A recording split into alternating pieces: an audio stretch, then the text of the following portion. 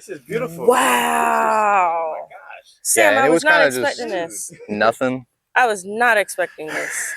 If only I could show you guys the front. This is like a regular Florida neighborhood. Oh, we can see the front of it. Yeah, no, this is amazing. So, can you introduce yourself and tell us about your farm? Well, you've already told us about your farm, so just introduce yourself. Hi, my name's Sam Igo. I'm the owner of Central Florida Abundance, and this is my garden and leading up into farm here.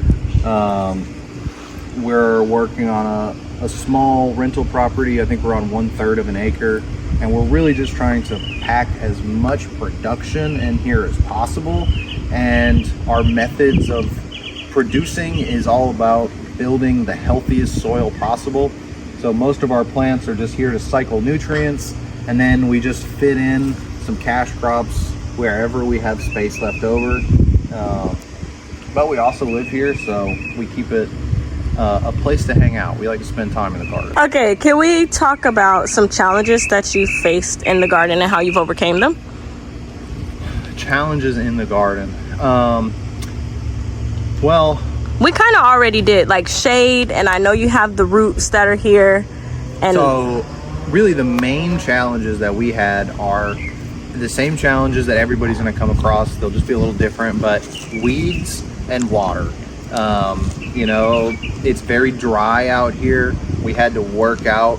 It took us some time really to work out how to properly irrigate things effectively. And then, you know, we're still working on how to control, and I said weeds, but really just the species that we don't want in certain areas. And so, you know, in some places it's fine to have, you know, a mix of grass and early colonizing species on, but we don't want all of those in our production beds. So we've been working through a lot of different methods on how to control the weeds. And because we're, I mean, really no till, we do till, but minimal tillage. And if you're using tilling to control weeds, that's not going to be minimal tillage. You're going to be tilling every season. So we wanted to get around that. We didn't want to use chemicals. So really deep mulching is the only way to control the weeds. But in our situation, it's very difficult to get any mulch onto our property from outside. And so we've developed the system of growing tons of biomass to use as mulch to control those weeds. And it's still, we're still getting there. I mean, there's still grass in the beds and all sorts of stuff, but it's at a point where, you know, it's not overly competitive with our productive plants. We're able to coexist with those. And it's still something we're working on. We'll work on, you know, managing the species here the whole time. And we'll work on improving the soil conditions, you know, as we continue to grow. The soil we started out with was neglected, very sterile Florida sand that you would see in most developed areas. You know, it's not your pristine Florida habitat. There really wasn't much life out here, and a lot of dead patches of ground just from lack of water. So by incorporating more organic matter into the soil, by not mowing as frequently, we mowed before y'all came, but it had probably been like, I don't know, 6 months before we mowed before that. And the species that are here don't get more than a foot high, and we keep our pathways clear. But especially in like the areas that we're not cultivating right now, I'd much rather have that covered by some sort of biomass than to, you know, have it exposed. But sometimes we, you know, when we mow, all of that biomass from that had grown there is just left in those spaces. So then at least it's cycling. We'll get some more weeds that'll grow up. But then when we've got areas like this, you know, as we continue to improve the soil, I think this wood chip was put down directly onto grass. Like I didn't dig up the grass or nothing.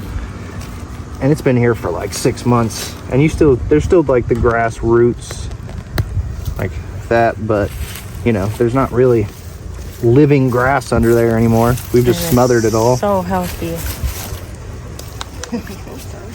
So what advice would you give to beginner gardeners who want to start growing their own food?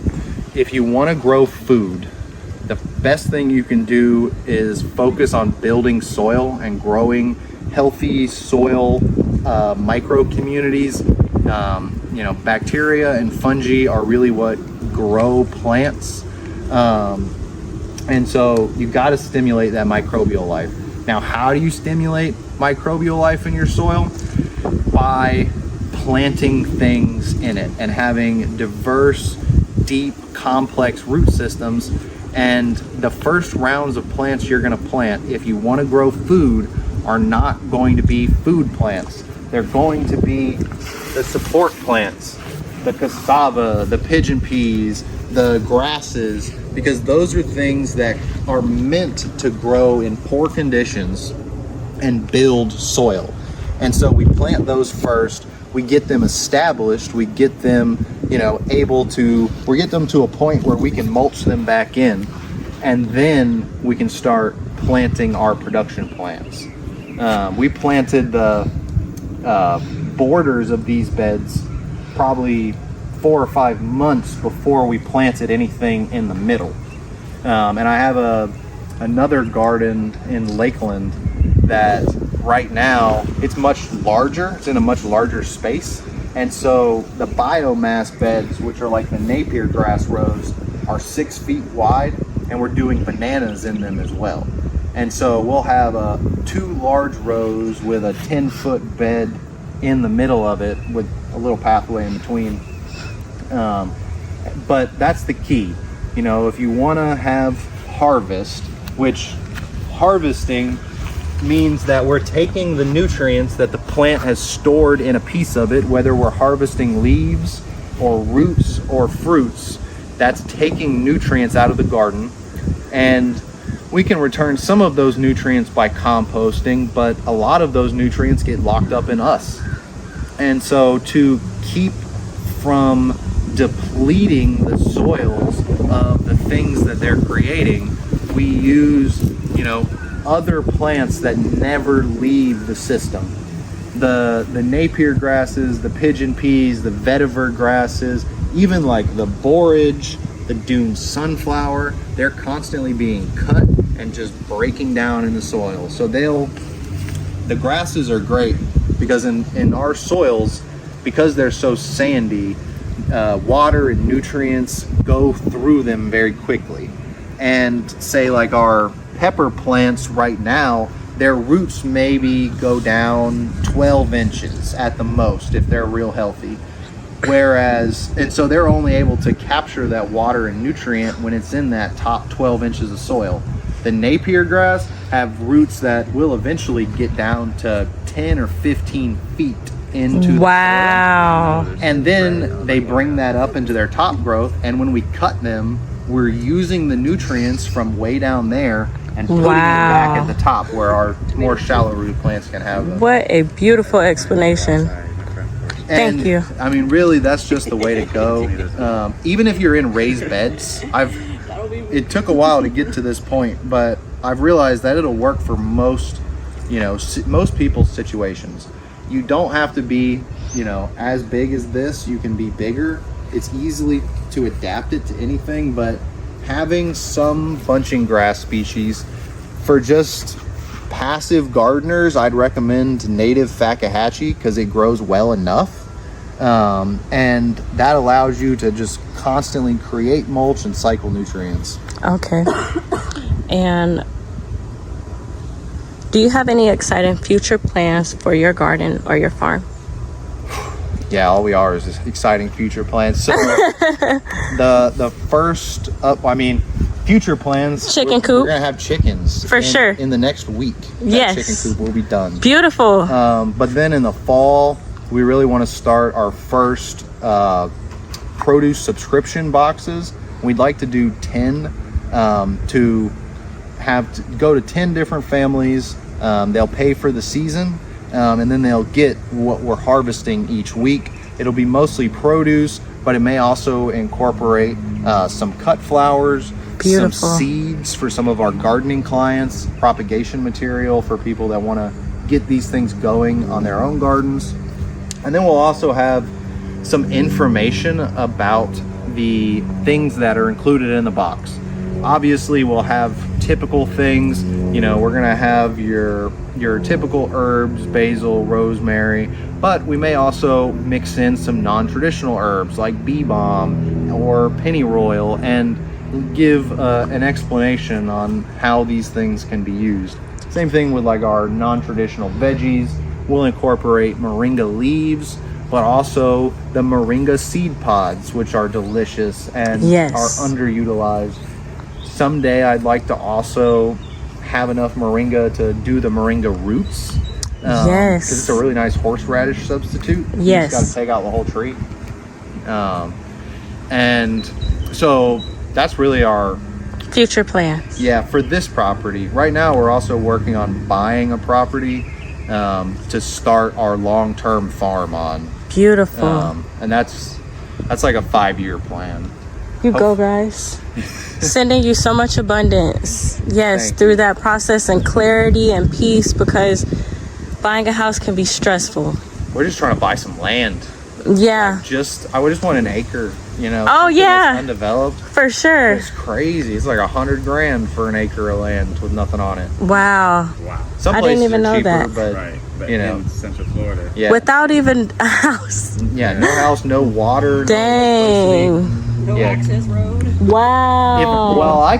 The ones that you can't get to, I can get for like $20,000. Okay. But who wants that? Yeah, exactly. You gotta put in more money for. Money making. Yeah. If they even let you make a road. There was a property that, I mean, I was about to buy. Like, we've been talking about it a lot. It was really good. It was 1.15 acres for like $15,000. Oh.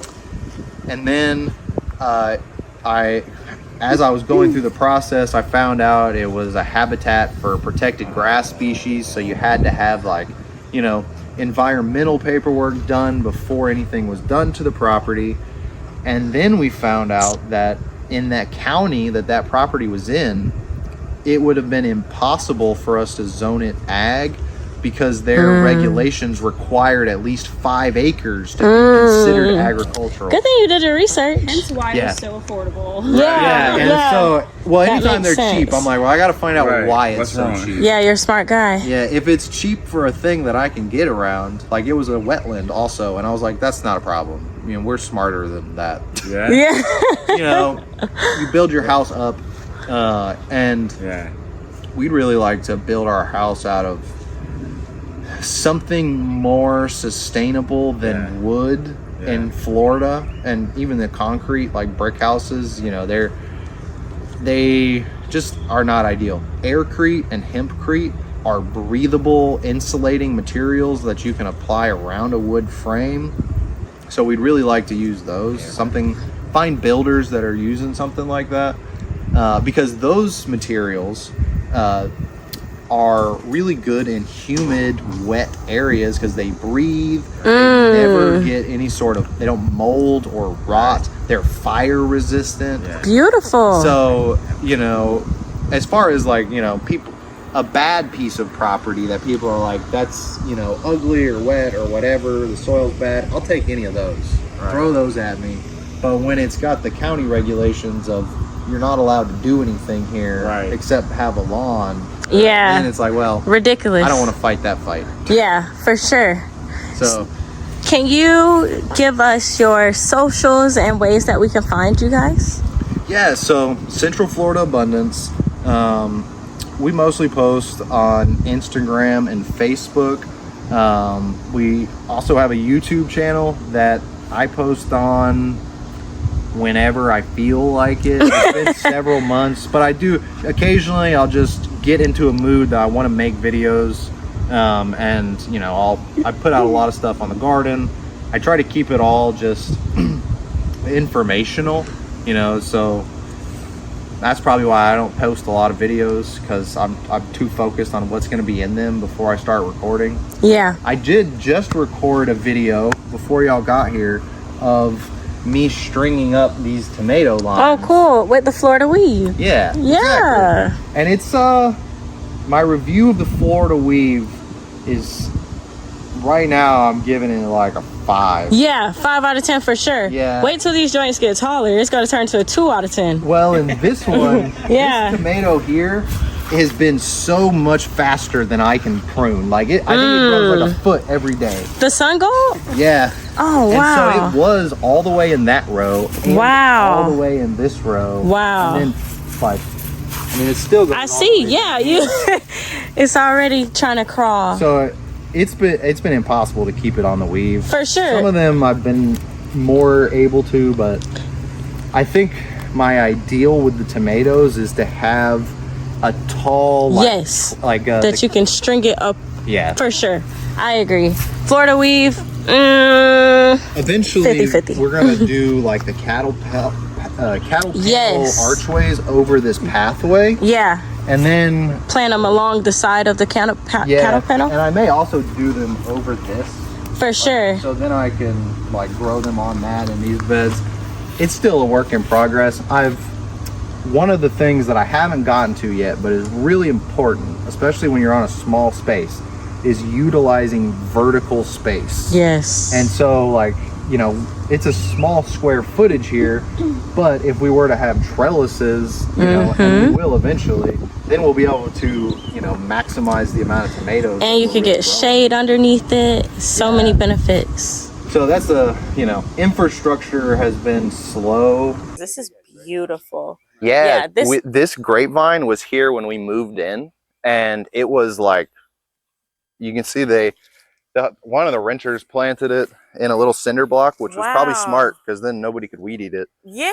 And then last year it was like this big, and we got a couple grapes off of it. And I started, I started working on someone else who has like a small vineyard, and it just kind of inspired me to come prune this.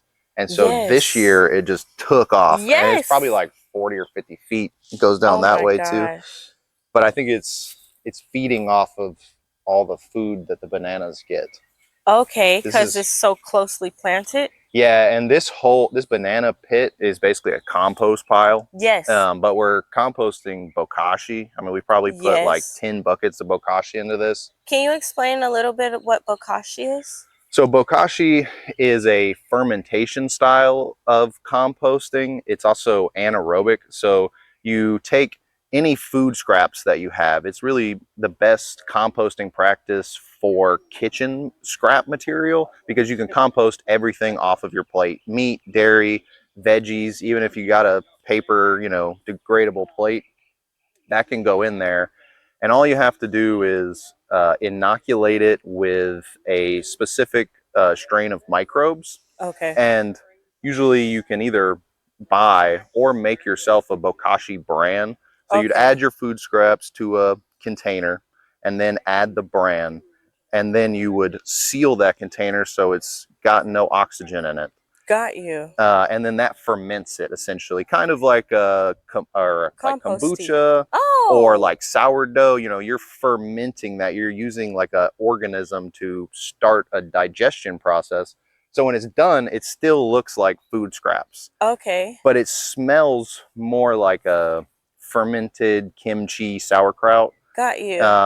It doesn't smell fresh, but you know, it doesn't smell rotten either. And then what we do is we bury it in the ground. And all of these beds and those beds in the other block are Bokashi beds. And so we trenched Bokashi underneath here. And then I did a cover crop over the winter. And then we terminated the cover crop and then just planted this straight into it.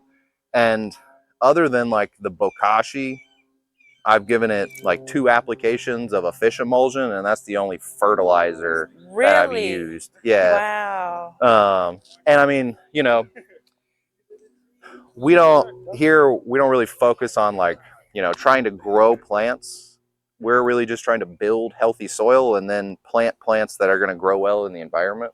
Got you. And so, I mean, this is the first, these beds were made, like this was grass in November of last year. This was just insane.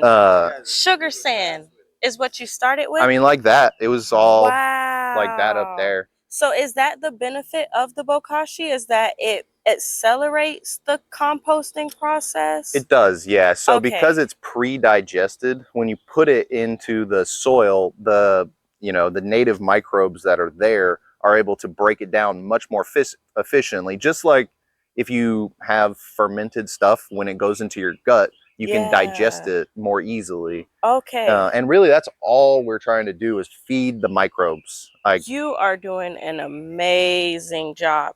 What is this on top? Is this lemongrass? So that's Napier grass, and this is like my it's my necessary evil. It's a super invasive grass species. It's also called elephant grass. There's some right here next to you too. Oh, it's tickling my thigh. I was wondering what this was. So what we use the Napier grass for is mulch.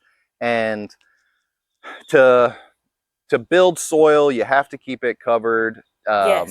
Mulch is a great way to control weeds. Mulch can be any sort of decomposing organic matter. And the type of mulch you use just kind of depends on the situation. In our situation, we cannot really get wood chips here. Because of our road, I can't even order them. Like, they won't deliver them here. I've brought a couple trailer loads in just myself, but it's not really efficient. And so that really pushed me to find a way to produce all my mulch on the property. Damn, Sam. Yeah, right.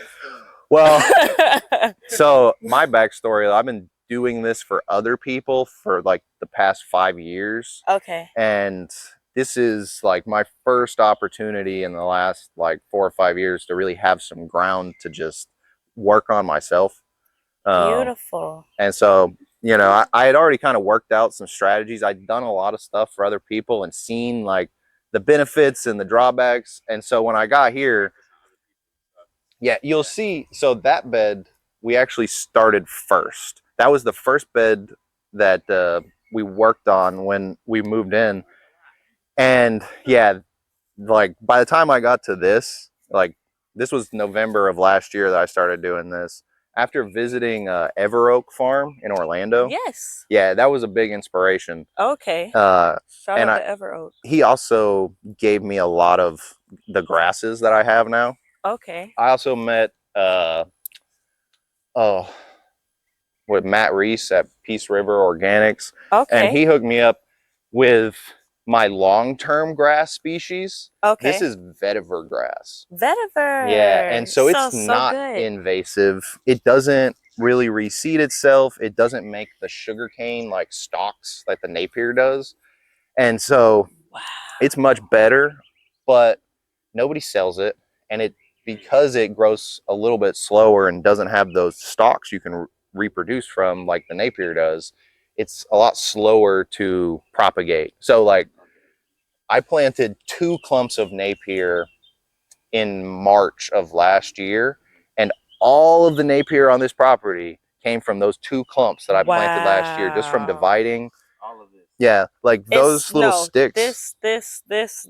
those, all the purple grass. All of. So here's what's crazy about the Napier. Insane. This I cut last night. Wow. And I cut it down to where you can see, and that's all new growth from like probably 15 hours. Wow. Sit here and just watch it grow. That row right there, the middle one, was cut last Sunday.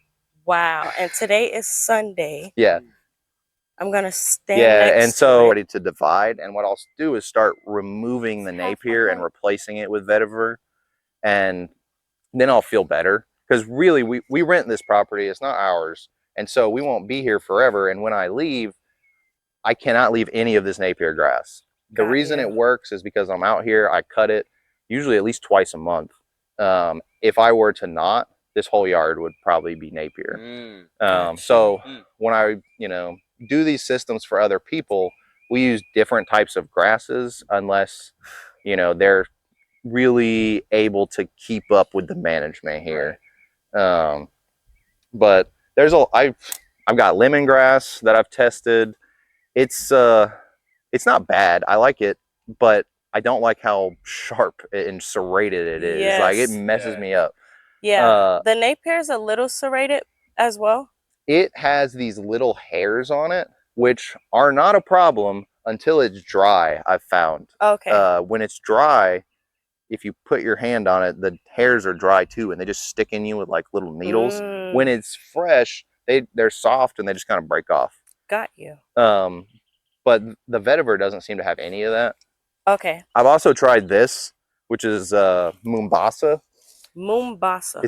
It's actually it's guinea grass, which is the same, closely related to the invasive grass that I have just all over the yard. Okay. And it's very wide. It'll get about 8 feet wide. Okay. And so in my small context, it just doesn't really work for me. Okay. So really the vetiver has just become kind of the clear winner. And I'm just working on like extending that. Like it's along that back row. Yes. And then in the middle. I have everything up here divided into blocks. I see. Yeah. So this is 1, 2, and then 3 and 4, just so that we can keep track of, I mean, it just makes it easier to manage in our heads. For sure. Yeah. And then we can rotate and know like how long it's been since something was producing, how long the cover crops have been in. So nicely producing. And the fact that this is all through Bokashi and deep mulching and fish emulsion. So you said you only did fish emulsion once? I did 2. I did 1 application at planting, and then I did another one a couple weeks later. This row was planted like 2 or 3 weeks after the other 2. Okay. Yeah, so we did these 2 and then we planted this one, but they were actually I trenched this one later too. This is amazing. Yeah. The soil that I seen at the front, is that the soil that you use for your seed starting? No. Okay. I mean, I actually am going to. That's just some soil that I found that looked good. I actually don't start many seeds. Okay. Our greenhouse got kind of trashed in the hurricane. It is extremely windy out here. Okay. Like, during the hurricanes last year, we had the eye come pretty close to us. Wow. I mean, we were getting like 90 to 100 mile an hour wind gusts. Wow. But on a normal day, we could get 20 mile an hour winds out here. Wow. You can tell by my bananas, they just never really have good leaves. They get whipped around pretty nice. And so, you know, wind is a constant battle, but it kind of works for us because it keeps, you know, good air circulation moving through everything. For sure. Sturdy plants. I use the grasses to kind of block the wind. I mean, you know, we got the cassava. The cassava is beautiful. That's the only reason it's still here. Okay. This whole field was cassava. Yeah. And we harvested it all, and some of it got blown over in the hurricane, but I mean, we got a lot. And this one was just too pretty to cut down. And oh my gosh. How old is this tree? Maybe a year. I think I planted in April of last year. And it just beasted. Yeah, I was actually using the cassava as a cover crop. So we harvested a bunch so the way that I use it as a cover crop is I cut down the stalks, and then I've just been keeping it from regrowing, and I'm letting those big starchy roots break down in the soil. And that's full of carbohydrates. It's, you know, straight microbe food. As they eat through that, you're going to get, you know, beetles and all sorts of stuff. It's putting, you know, all that carbon that is stored just into the soil. And I mean, you know, for the first, like even this year, I consider like this coming fall will be our first real production season. Everything right now is really just cover crops. You know, we're growing things to eat because we want it. But, you know, it really just needs to go back into the soil for now because the soil has been depleted for so long. And I mean, we got to take care of that first. This bed is a little bit more of an example of what it looks like. And it's still very moist because Florida, it's so hard to So just this keep bed, moisture in, but we this is deep great. mulched. Okay, yeah, it feels so nice. There was like probably 2 feet of leaves and wood chips. So there still is really. And Okay, then there's the sand. yeah, and I mean This it is what, sandy, but it's still loomy. yeah, compared I mean to it's cool. You know, it's right. right now. What time is it? 12. Noon. Yeah, 12:30, and you know it's still cool. It's still damp. You know, I don't expect it to look good yet. If you want to see some real good soil, we'll dig up the banana pit, because I mean that stuff's crazy. Yeah, and that's in a year and a half. That's more so my point. Even this, when I moved into my place, I didn't notice it doing like really well until like year 3. I felt like the soil wasn't so hydrophobic. Oh, okay. Because when I first moved in, I did deep mulching. I get chip drops, and it took so much. Wood I feel chips like can be hard to use because it takes a lot to break down wood. yes, And you know that's a slow process, and while it's breaking down, there's lots of things, you know, lots of microbes and nutrients being hung up in that process. And so by the time it does break down around, you know, year 3 to 5, it is really good. But you know, it's all about your context. If you're growing trees and like perennial plants that you're trying to have a long-term system, you know, wood chips are a great place to start. If you're growing annuals and you need fast decomposition and nutrient cycling, you have to go with something that has a higher nitrogen to carbon ratio in the material. And ideally, years ago, like probably when I first started gardening, I always just wanted straw for mulch. But it is impossible in Florida, at least, to find like clean straw mulch that isn't, you know, ridiculously expensive. And so I kind of gave up on that, and I used wood chips for years. I eventually settled on arborist wood chips. You know, I wouldn't use wood chips unless they were mixed with leaves and twigs and other things, because that would accelerate that process. And that's why chip drop's great, if you can get it. Because you know, I have clients all over Central Florida, and some areas can get chip drops like nothing, and other areas, like if you're out in the boonies, like yeah, it'll luck. be years. Yeah. Yeah, 6 years sometimes you'll sit on this. I have gotten 13 chip drops. Yeah. There's a dude up the road. He sells like exotic fruit tree cuttings, and he's got 5 Nick's, acres. no, is it Nick? Hunter Sims. Okay. Yeah. No, I gotta check him out. What's his Insta? I think it's just Hunter Sims. He's on Facebook a lot. Okay. He does a lot of things. But he's been getting a pile of wood chips for, I think, like the past 4 or 5 years, you know, once a week. Yeah. And his whole system is just fed off wood chips. Yeah. And, I gotta check him out. you know, if you can get that and it's free, I think that's a good way to start. I don't know. I still think it's good to start producing what you need on your property. Yes. Because if you're reliant on outside sources, then, you know, anything could happen. If, you know, there stop being wood chip deliveries, he's going to have something to sustain his farm off of. So with this, and I mean, since it's a rental property, we're really not trying to invest too much money in the land. So, you know, I think we've done all this probably for like less than $1,000. Wow. Like a lot of I mean, we're on, you know, easily propagatable plants, and, you know, pioneer species. I'd say maybe with the crops that we've grown, I mean, still probably not very much. A lot of stuff's been donated. I have a very good community. Pablo at Eco Hustle has been instrumental. All the Bokashi has come from him. Wow.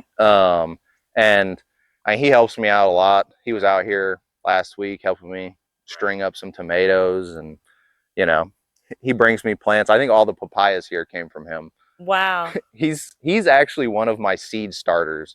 I have several people that, yeah, that just, you know, start a lot of seeds and will sell them. And so I'm like, yeah, let me just get that stuff from you, because I know it's local things. This is we grew, this was like our first bed that we really did anything in over the winter. And there's a lot, and there was a lot of things that I wanted to like get into. I don't know how we Yes. want to do it. So we have onions You over lead there, us. Okay, and you we said got onions? garlic over here. Okay. That was the first bed that we like planted out while this one was still in cassava. And we did arugula and strawberries, and then we planted onions between those arugula and strawberry rows.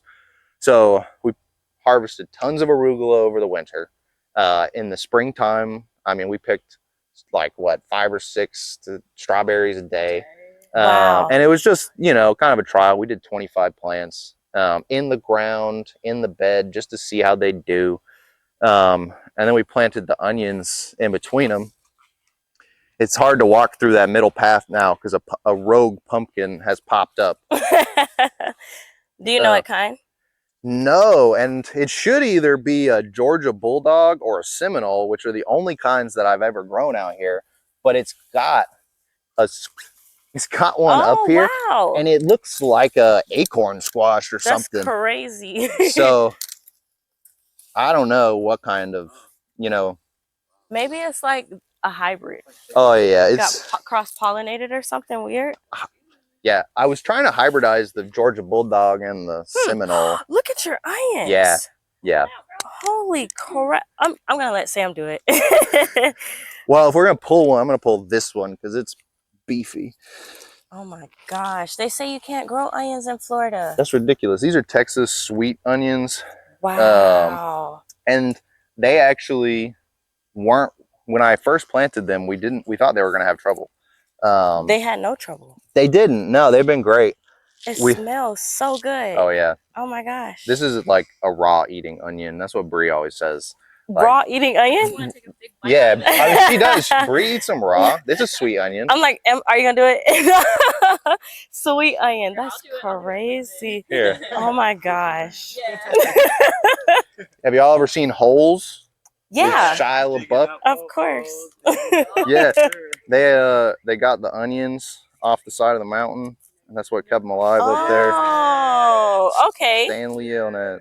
Wow. I thought they were crazy. And then I No. met Brie. Brie, you're not crazy. You never tasted fresh onion like this, though. Need Let's do a cutting it. tool. You grab me the machete. It's on the bench. It is a nice breeze that comes through here, though. It is. Oh, I see. Because it doesn't even feel as hot as it feels back home for us. Like right now, I couldn't even be in my garden. I would be drenched. Well, we've done a lot to try to create shady spots. Yeah. Perfect. Yeah, I sharpen it a lot. What do you sharpen it with? I just have a whetstone. Okay. I got to get one of those.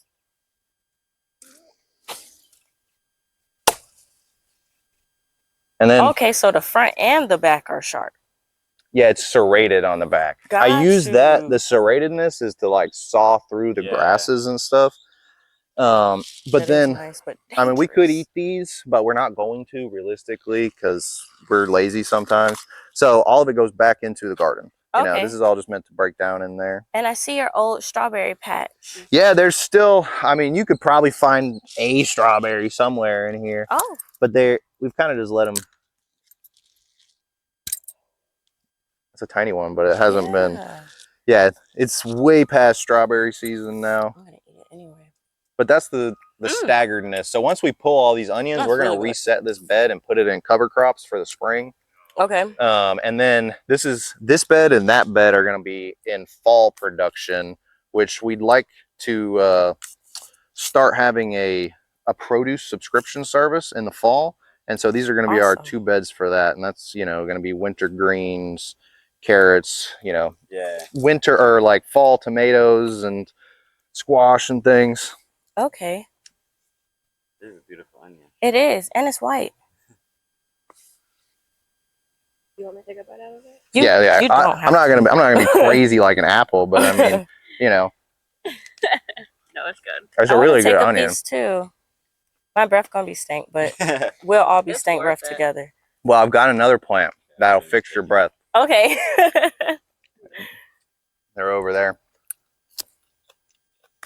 Oh my god. It's really sweet. Be Mm-hmm. able to eat just a yellow onion.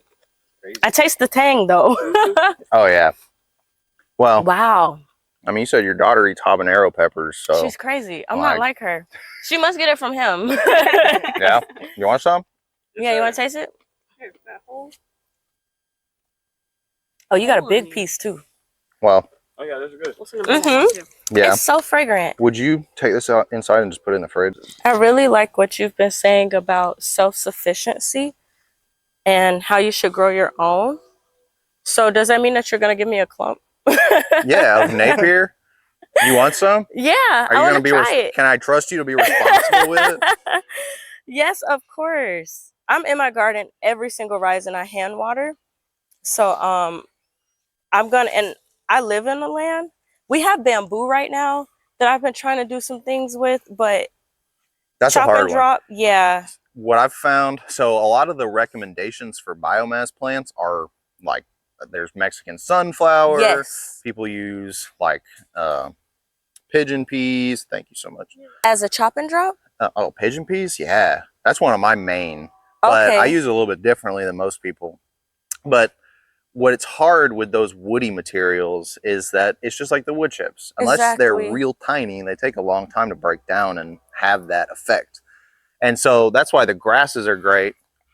But also, this is your least favorite, so I shouldn't take that one. Well, it is the fastest if you're, so it's my least favorite because my values are more concerned about like sustainability for everything. If I was just trying to build biomass and build soil carbon quickly, I mean, it would be great. And it is great, and that's why I'm using it. It's a necessary evil right now. But I've seen and I can picture this whole place just like covered in it. And I've seen people who don't manage it. It becomes very unruly. It becomes woody. It'll get like sugarcane like stalks on it. And what'll happen? There's a train.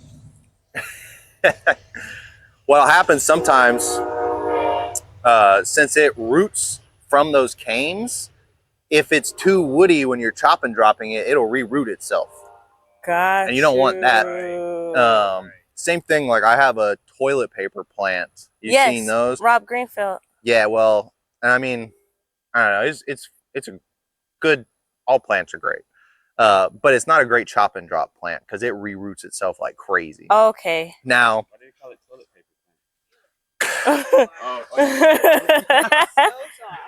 somebody once told me that it can cause a rash though, and that has made me never want to use it. Yeah. Oh yeah. Like even that happening one time would be too much. An itchy butt is not worth it. So this is a pigeon pea. You say that one's what? This is a pigeon pea. Wow. And this is a pigeon pea that I use for chop and drop. It does look like a Mexican sunflower. And then I have another. I mean, you grow pigeon peas? Yes. Oh, okay. Yeah, and so this one I just leave it as a stick, and when it gets bushy, I'll just break these off in like my small beds and use that as like a quick breakdown, nitrogen release mulch. Got you. And I grow some there's one back there behind this papaya that we harvested a ton off of. Yeah. Yeah, I seen there's also this one. That's my seed one. Okay. That's what I was noticing. Yeah. I'm like, that one looks good. Oh yeah. Very organized. You can tell you're a professional. Yeah, no. You said that your you stuff say is a how mess, organized it is, and then this bed, like the pathways are just gone. But if you've seen mine, what pathway? But this was like the border for this bed, and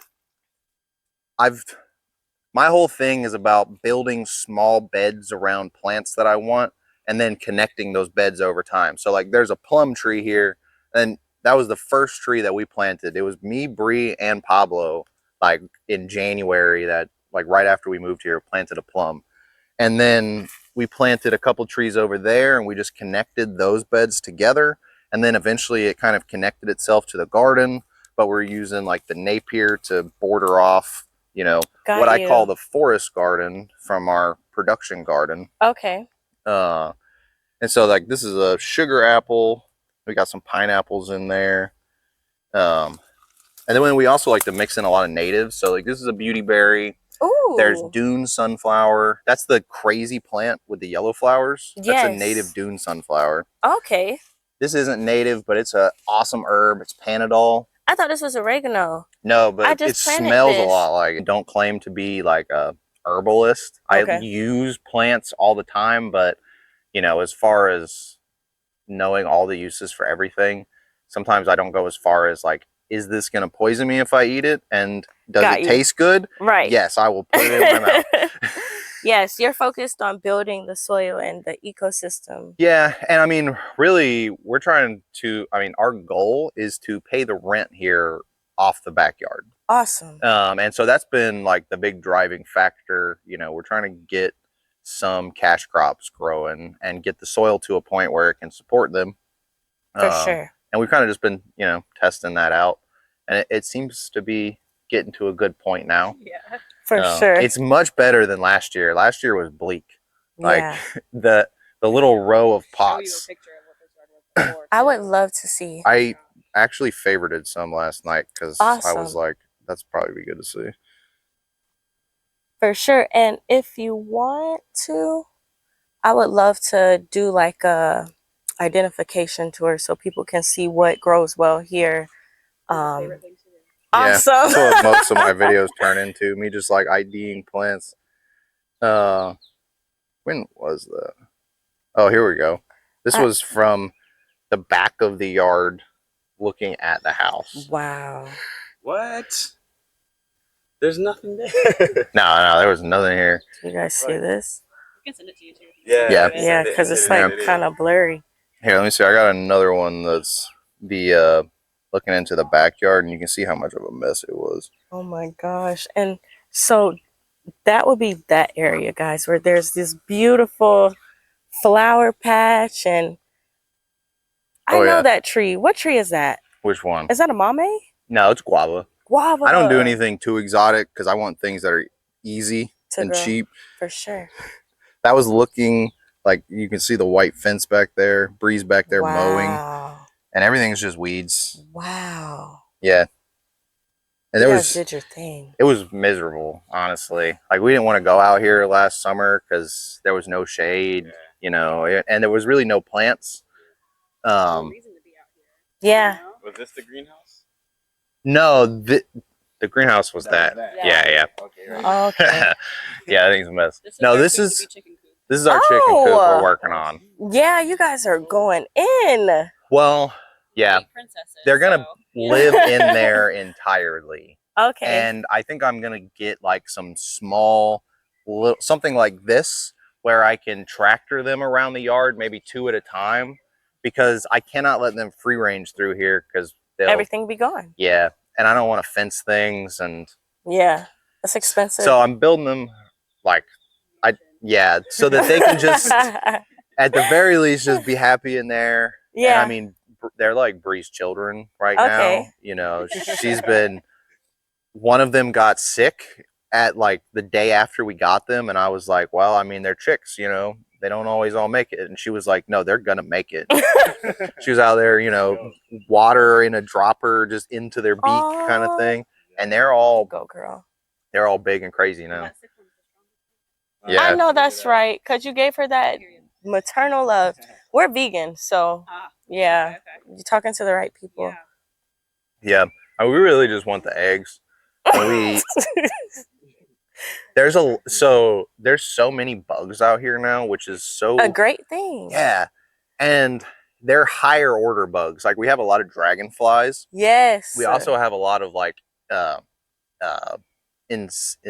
insect eating birds.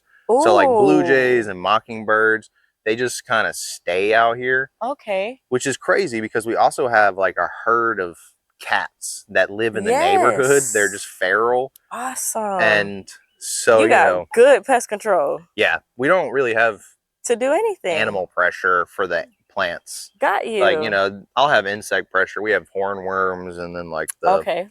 you know, the squash vine beetles Yeah. that strip those. But we just grow in, you know, the appropriate season. Mm-hmm. And I really believe that if your plants are healthy, they're able to, you know, defend themselves against pests and diseases a lot more effectively than, you know, plants that are just kind of on life support. For sure. And so, I mean, that's really the main goal.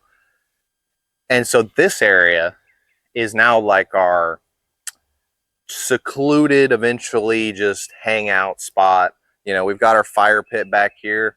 This is a bench that my grandparents made for us. Wow. And painted. My grandma painted it. My grandpa built it. Oh my gosh. They made us a chair too, but that's in the chicken coop right now. Yeah. Yeah. Shout out to grandma.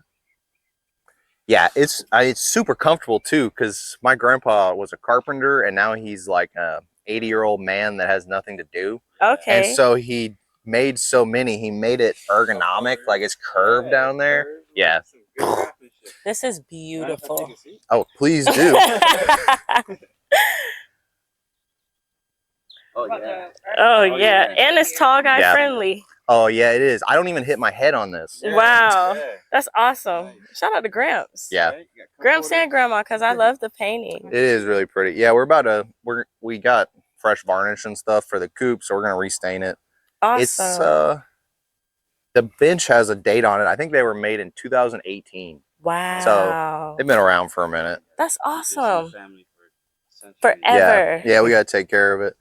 But it's been so nice. And since I put this here with all my clients, I just urge them to incorporate seating into their gardens. Because if you can just take a seat and just look around, it makes it so much nicer. For sure. And look at the angle, what you can see from and here. eventually this will be more secluded as the trees get taller. And we'll just have a nice little spot back here. Our own little vacation. Yeah. It's already become a lot more secluded than it was when we first moved in. And it's, you know, we don't really have neighbors on two sides, at least. Yeah, I'm like, ironic that you say that. Well, I mean, you know, they're only here, like today's Sunday and it's a church. So okay. They're active today. And then this is a tennis ball court. Yes. Which is fine other than the tennis balls that just appear in our yard all the time. There's another one by your foot. Wow. Yeah, sometimes I'll just throw them back over, but I'm always afraid I'm just going to like hit someone. Yeah. That's hilarious. My biggest worry is we're doing a metal roof on the chicken coop. It's going to scare the crap out of them. When it hits it, yeah. But I also think that because it's a metal roof and it's angled towards them, it'll be impossible for them not to notice it because it'll be blinding them like constantly from the sun. So, you know, we're just playing a little dance here to see like how this goes with the tennis court. But we put it back in the back because we do have neighbors up front. And I mean, we may have a rooster. We got some straight runs. And so we'll see. Hopefully we just have one rooster. Or else we'll end up with just one rooster. But we didn't want it to be too close to, you know, anybody's homes because nobody else around here has chickens that we've heard. So we don't want to be like the most annoying people. Yeah. You know, there's just give already them free vegetables or free eggs. Absolutely. That's that'll get it done. Yeah. I'm always offering people stuff. Our biggest like setback right now is we grow a lot of non-traditional things. You said non-traditional? Yeah. So like moringa, cassava, pigeon peas. Last year, I grew sweet potato leaves to eat as greens. Longevity spinach is a big one. And, you know, when you're like, I have all these things, you want some, and they're like, what's a moringa? Yes. And I'm like, no, I don't really want any of that. And I'm like, okay, that's fine. You want some tiny Everglades tomato? Right. And they're like, nah. Exactly. Really. Where's the beef steaks? Yeah. I'm like, oh, sorry, you don't like my gifts. So, you know, we haven't gotten to the point yet where like the people want our stuff, but you know, we do. They're starting to notice. There's 2 racks of bananas in the pit right now, and I've had some observations on those from the neighbors. They're like, "Oh, those are nice looking bananas." I'm like, "Yeah." You want my bananas, but you don't want my moringa. And I mean, the grapes and stuff. You know, there's moringa growing over the fence. Right. I tell them that anything on their side of the fence, like because there's kids over there, they're welcome to take it. I planted some mulberries on the fence kind of just for that. Yeah. But there's a rack of Namwa bananas like Those are not hanging for over. them. Those are not for them. No, I'm taking that rack down. Namwas are the bomb. Yeah, we got 2 racks. The first one came out in like February of this year, and it's a dwarf Orinoco. And I'm pretty sure that's like a green cooking banana. But then the other one's a dwarf Namwa, which is like a sweet dessert banana. And so I'm honestly more excited for the Orinocos because I love like tostones. Yes. And, plantains. Yeah. Yeah, we have 2 Puerto Rican plantains that I was told were dwarfs, and I think I was lied to because they're the tallest ones by far, and they're still going. For sure. So is that like technically dwarf for a plantain? Do they get like? No, they're not even full size yet. Oh, they were set back a little bit, but they're still going. Like they don't even have. I think they have 2. Each one of them has 1 little pup, and by the time they're ready to flower, they should have at least 2 or 3 like decent sized pups on them, which will probably be like the end of this year. So dang. They've got another 6 months of growth before they die off. Wow. Yeah. Okay. So I'll see how big they get, or if they blow over in the next hurricane. That's why I went with the dwarfs, because we don't want anything too tall. Got you. You know, we'll see. We'll see how they do. For sure. These back beds. And these were Bokashi style built too? No. This was this was like the 3rd area that we did here early last year, and it was tilled to get the grass out. The grass was raked out. At that time, I had friends that had a worm farm essentially, and they were able to supply me with as much worm castings as I needed. Wow. For very cheap. What a blessing. Yeah, it was great, but then they retired. And Yeah. so, you know, I had to we moved to Bokashi. But so this bed was tilled incorporated with worm castings, and then mulched, and then we grew peanuts and tobacco in it last year. And then at that same time planted like the guava and the avocado, and the peanuts and the tobacco were awesome. There's still peanuts like popping up in there. Beautiful. We incorporated, this is Chapman's goldenrod, Saladago odora. So it gets like these yellow flower spikes on it, and it kind of just fills this bed because it'll start to fall over. And then underneath that was sweet potatoes. Okay.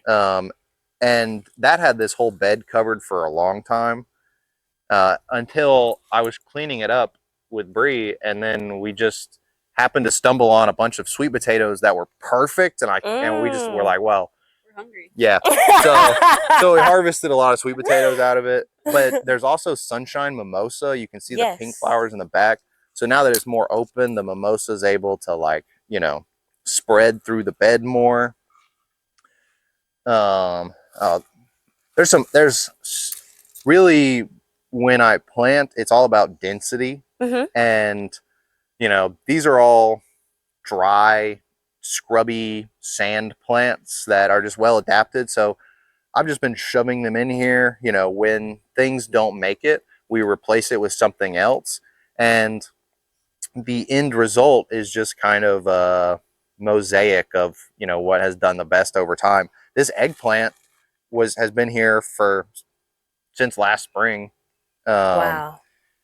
And yeah, we picked one the other night. Actually, I ate one the other night while you weren't here. I forget. Don't mind the onions in there. Were grocery store onions before ours were ready to pick. And then they just started sprouting within like 2 days of having them. And I was like, nope, they're going outside. I was like, we're picking onions now. I want you guys to see. Oh, yeah, there you go. I harvested peanuts while I was in labor with my son. Wow. While you were in labor? Yeah. Wow. Awesome way to work through it. Yeah. I stayed doing that until I was 4 centimeters. Wow. Did you have like a home birth? No, but I did attempt to do it naturally. I was in labor for 4 days. Oh, with no medicine. oh no. So yeah, It's crazy. Wow. But that was like so beautiful. So I have a love for That's cool. peanuts. Well, you should take them. You know, plant I these. still have, yeah, I'm actually going to take those because I haven't replanted them. They just pop up, but it's not enough for like a pot, you know? We've got a bunch of seeds. I'm gonna replant at some point this year, but I just haven't really gotten around to it. And I mean, we have I don't know, probably 100 peanuts. Perfect. You know, so you could probably take 20 of those and Oh. have so many plants. No, seriously. Because ours actually, they were really impressive. They were all 3 to 4 peanuts per pod. Awesome. And then once we ran out of our own boiled peanuts, we were like buying them and disappointed. We're like, these things have like 1 or 2. Like, who's growing these things? Not your peanut snobs. Bree has like, I don't know, a love. She's from North Carolina and had never had boiled peanuts until she moved down here. What? Oh yeah. So is that like a Florida thing? I don't know. I thought it was a Southern thing. Okay, got you. A friend of mine makes like habanero spice. Yeah, but with like potatoes and corn and like pork that's how I do them. Yeah. Well, yeah. Without that. Right. Yeah. But that sounds fire. Oh yeah, and so I was that the first ones you'd ever had? Yeah. And so after that, she's just been like addicted. Yeah. So we got like That's a bag crazy. of frozen peanuts in the freezer. You just know. waiting. Yeah. Oh, they're good. Fire. But yeah, so I mean the plants, the trees that I'm planting out here really have the intention of they're going to be pretty adapted to the drought. They're not, none of this stuff is on irrigation. I do have sprinklers and I'll water like a section once a month kind of thing. The annual beds get watered every day in the morning. Okay. But these beds really need to exist without irrigation. So the guavas, you know, I've found are just really hardy. I've got a mango over there that's super hardy. A mango in this bed? Over there. Okay. This was a newer bed. This actually was a Bokashi bed. And we grew roselle in it. Roselle's like sorrel. Jamaican sorrel. Yeah. That's like one of my favorites. I'm growing out 4 different varieties of it this year. But this is a early red. And these are just seedlings, like you can see them. They're just seedlings from last year's crop. Oh. And they just kind of popped back up. But then I planted out this bed and I'm still planting it out. I've got just kind of herbs and stuff. But then I've got a June plum, a mango, and a papaya that are like the mains eventually. Okay. But in the meantime, there's rosemary and sage and some other herbs that aren't doing as well. The bee balm and a lemon balm. I've been putting prickly pear. Yes. But then at the same time, I seed in. So like this is a moringa that was seeded in. There's a moringa. There's a moringa that they'll get some height this year. Awesome. Chickens have been loving this bed already. They have been. Really? We've been letting them. This has been their bed to run around in because it's still open enough that they don't disappear in it. But there's tons of stuff for them to like, you know, get into. They love the Panadol. They just like, you know, run up against it. It probably smells so good for them. Yeah. And it's soft. It's well, no, I guess the bee balm I learned has the same compounds as like oregano. Okay. And so I'm growing that as like a, you know, supplemental feed for them. Got you. Because I don't know. I don't like to grow in pots, and oregano is just kind of annoying for me to grow in the ground in like annual beds, and it gets lost in perennial beds. Got you. So the bee balm is native. It's actually right there, and I had accidentally cut it while I was cutting down weeds. Is that the one with the bit pretty like pink flower? Yeah, they're like towers. Yes. Yeah. I grew it once and I tried to.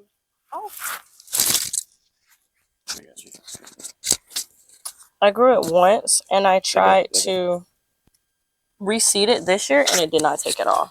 So I wonder if it's just too hot or if I have like too much of a drought condition. Well, I don't know. Because I mean, it really is like a scrub plant. Like it likes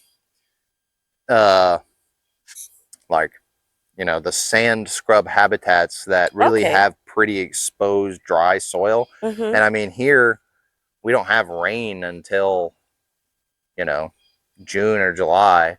And so, you know, if it's a native and it makes it through these things without water, you know, it could have been a lot of different things. The seeds could still be there, you know, if seeds will stay dormant for a long time until the conditions are right for them to germinate. So it could be that, like right now, they're waiting on some rain to start to sprout. But you know, I don't know. I have not grown bee balm out long enough to really know. Okay. But I see it growing in the wild a lot, Mm-hmm. and in areas a lot like this, full sun, you know, very low organic matter in the soil, and so those are the plants that I try to incorporate. The rosemary and the garden sage, I've been putting them around everywhere as I can get them because I mean they just don't care. Yeah. Like and then I can propagate them by cuttings. Yep. The other plant I just got, because I've noticed it a lot while hiking around, is pennyroyal. Okay. And it's super minty. It's almost menthol-y. Ew. Well, it's kind of nice though, because it, you know, it gives you like a freshness, you know, and I want to use it in teas. Okay. And so it's also native. And so I'm going to incorporate that probably in one of like my more open beds. I just planted a starfruit and a kumquat. The starfruit was because it seems like an amazing cash crop because people pay ridiculous amounts of money for starfruit and they make thousands on every plant. Yes. You know? So this is a starfruit. Where's the kumquat? Behind it. Okay. The kumquat is because that's my favorite citrus. Got you. It's been on there since I bought it. Okay. That fruit. And I should have taken it off, but you know, I am a advocate for if you have flowers on something that you're planting, you need to remove all of them because it needs to focus its energy on establishing its roots right now and not trying to reproduce. Right. You know, that reproduction takes a lot of energy away from other things. And really, I mean, this has been on here for so long, it just needs to come off. We're gonna do it right now on camera. So everyone knows that you're a man of your word. Yeah. This one's already, see, this one's still green, but it's super soft. So it was already probably going bad. But we'll just throw it back in. This one I might. Let's see. Oh, you can eat the skin? Oh. That's why kumquats they're really like tart inside, but when you eat the skin with it, it kind of balances it out. Oh. This one's actually really good. This one's kind of creamy.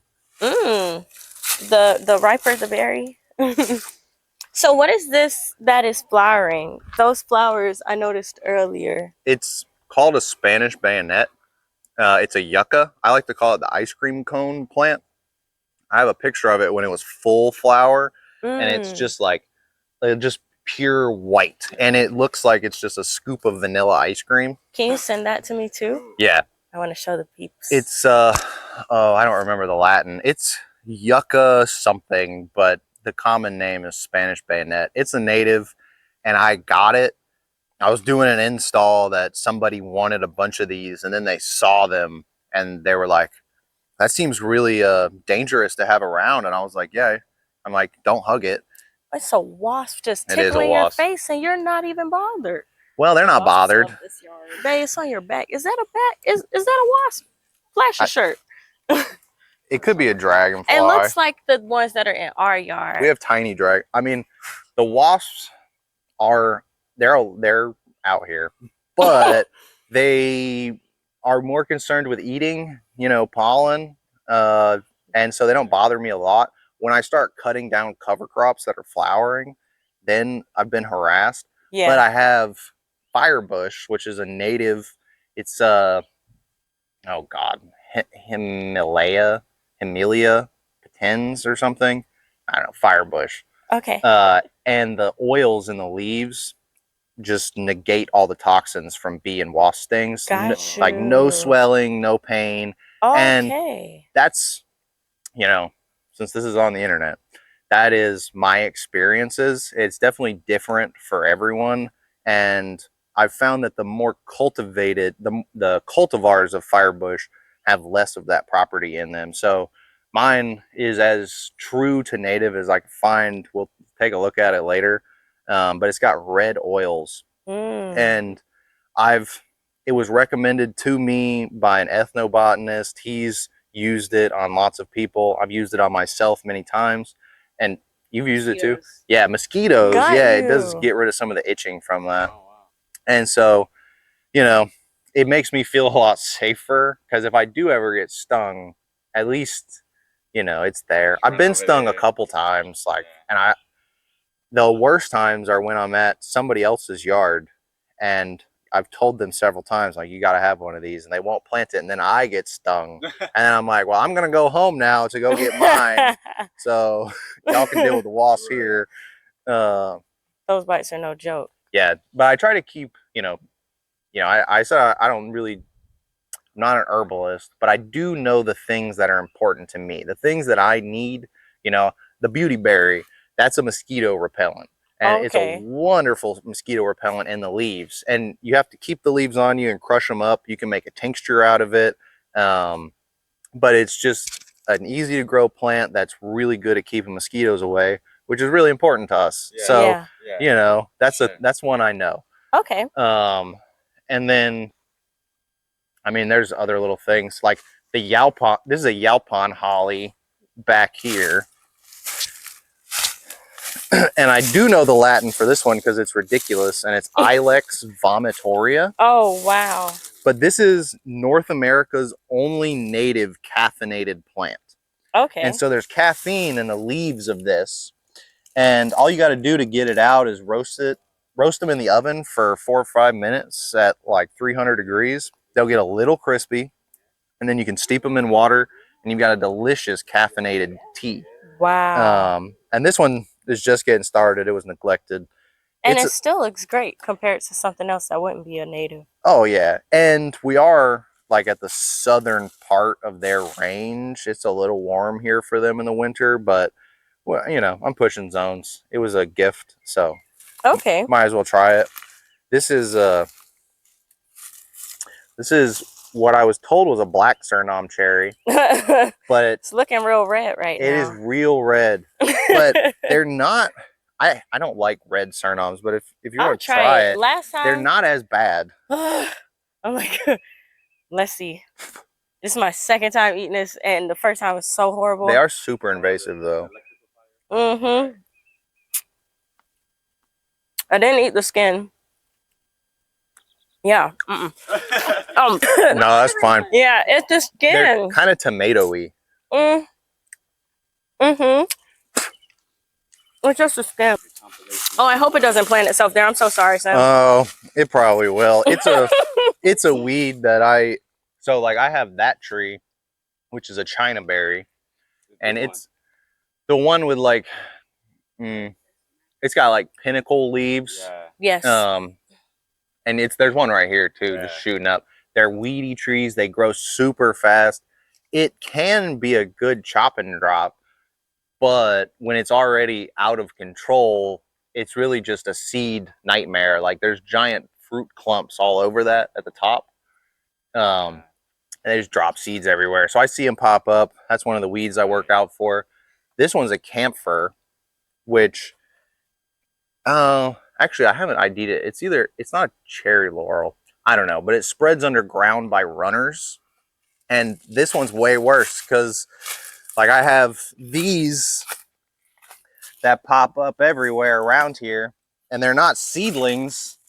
They're roots off of this tree that are just running into the garden. I have those in my backyard. Yeah, look at that. Too. Yeah. Off this little tiny seedling. Insane. So, the goal is over time, we're going to control these. But realistically, right now, they block so much wind. They're on the north side of the property, so they don't create any shade in the garden, which is really good because I want the full sun right now. But it's, you know, one of those things that it hasn't been worth the effort to take them out yet. Right. And controlling the seedlings is, you know, there's already weeds. We have a ton of Spanish needle out here. So, you know, we just stay on top of it and keep the soil covered. And I really believe that if you improve soil conditions, weedy species are going to grow and succeed less, because they're really meant to grow in poor conditions and like fix it. But once things are fixed, they're not needed as much. And so, you know, smart. I'm hoping that they're just not as well adapted, or at the very least, like other species will start to grow from the seed banks, you know, once the conditions improve. So I just kind of coexist with the invasives, and it's all about management. And that's why, like, you know, if I lived in a state forest or something like a pristine habitat, I would not be using Napier grass. Right. Here, you know, it's just a drop in the bucket of the monsters that are already here. So, you know, I know that I can control it, and I intend to, but I also know that once I stop managing this yard, unless somebody takes over that, you know, is also in the lifestyle of, you know, managing land, the whole place is probably going to go back to like the guinea grass and, you know, these trees and stuff. Right. And then someday someone will dig out like an avocado and a guava and a mulberry, and they'll be like, what is all this stuff? There's food back here. Right. It's crazy. Yeah, they're out here now. This is a tree that I was given by Mike at Ever Oak. It's a eucalyptus, but it's a lemon eucalyptus. Wow. And so eucalyptus is also pretty invasive, so it's a good support tree. You know, smell it. yeah. Oh my god. It's so. Oh. And I spent Oh like my 2 God. days on his farm pruning these, and I was just surrounded by that smell, and I was like, Wow. dude, I have to take some home. Yeah, me it's too. it's like tranquil. Yeah, it's it's way more than like lemongrass or even citronella. Yes. Um, Wow. And so the intention for these trees, Isn't it beautiful? I'm gonna let them get like maybe 15 feet, and then I'm gonna top it at like 15 feet, and then just let it branch. And then whenever it starts to flower, I'll treat it like that pigeon pea stick we saw and just strip the whole thing, mulch it all down here, keep it from going to seed, and then let it just bush out again and make, you know, it's gonna be like a umbrella over For the sure. this little area. And right next to the hangout spot. Exactly. And you know, that's what we're trying to like shape with. We don't plant like specific plants with the like the plan of where they're going to go. You know, we don't buy plants with, oh, I have this spot, I'm going to put this here. Yeah. But what we do is, you know, generalize areas. So from the whole time we've been working on this, you know, we knew that we were going to have dense production in the front, and then it was going to kind of open up in the back, and we would have like a outer edge of more perennial style plants. So just with that idea in mind, it's helped us kind of lay stuff out. And it was actually crazy because we were trying to put the chicken coop somewhere, and like this area seemed big enough for it. And then we started laying stuff out, and we're like, well, this isn't even going to fit here. And that area at the time was still overgrown, and Bree was suggested we just put it back there, and it didn't look possible to fit it behind that bed. But then once the grass was down, we saw, I mean, there was just so much more space back there, and it just worked out perfectly. So like, you know, Go Yeah. Bree. that's why it's always good to have multiple eyes, For sure. because you just get, you know, blind to it after a while. For sure. All right, you ready to start on another bed with identify? Because we've pretty much gotten all of Yeah. these. The toilet paper? I For had sure. I had Jack cut it to pieces last time he was here. It's still, I mean, it's coming back.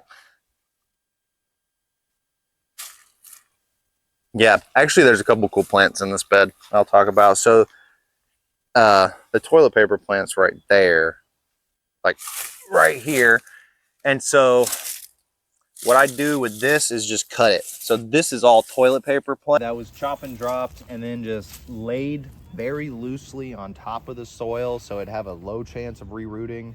And then I just come and, you know, check on it every now and then. But it was chopped probably a month ago and it's not rooted, but you can still, it's still hanging in there. For sure. It's like you could cut that and put it in some soil and it would grow. Absolutely. Okay. And so like, I just want to show them. here's one that has popped up right beside my low plot. Wow. From a stick that I'm now going to it smells so nice. it does, but this is the main one, and I don't really need more than one. You see that? You want Yeah, it? sure.